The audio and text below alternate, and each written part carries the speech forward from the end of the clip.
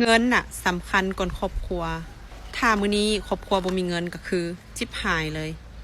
ตื่นเช้ามาตั้งหน้าก็ต้องได้ใส่น้ำก็คือเงินยาถูกแค้วก็คือเงินถ้าส่งลูกไปโรงเรียนก็ต้องได้ใส่น้ำมันรถก็คือเงิน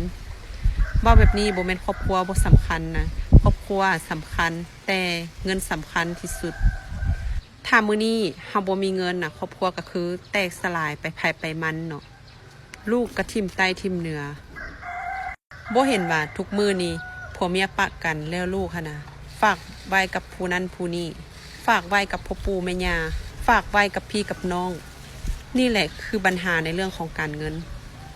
ถ้ามื้อนี้พ่อแม่เฮาเจ็บป่วยถ้าถามว่าต้องไปโรงหมอ